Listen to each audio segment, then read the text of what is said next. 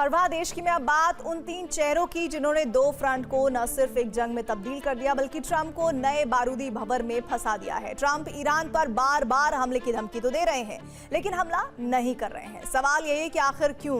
दरअसल ईरान ने रूस और चीन के साथ मिलकर पर्दे के पीछे ऐसा जाल बिछा दिया है जिसकी वजह से ट्रंप की हर रणनीति फेल हो रही है।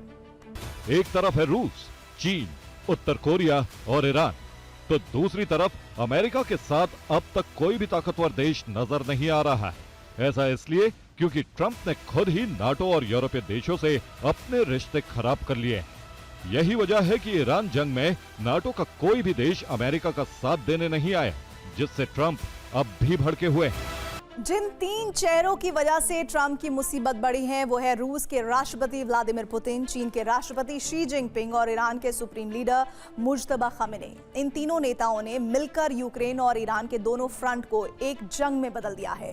देखने में यूक्रेन और ईरान की जंग दो अलग अलग लग रही है, लेकिन पर्दे के पीछे जो कुछ हो रहा है वो इस बात की तस्दीक कर रहा है कि ये दोनों जंग अब एक हो चुकी है। सवाल यही है कि पुतिन, जिनपिंग और मुज्तबा पर्दे के पीछे कर क्या रहे हैं। ईरान और यूक्रेन का युद्ध एक जंग में कैसे तब्दील हो गया है, अब इसे समझने की जरूरत है। अमेरिका को जख्म पहुंचाने के लिए रूस ईरान को लगातार इंटेलिजेंस दे रहा है, तो इसके बदले ईरान रूस को चाहे ड्रोन दे रहा है। इससे रूस यूक्रेन की धरती को बुरी तरह से जला रहा है। चीन हथियार बनाने के लिए जरूरी पार्ट न सिर्फ रूस को दे रहा है बल्कि ईरान को भी सप्लाई कर रहा है।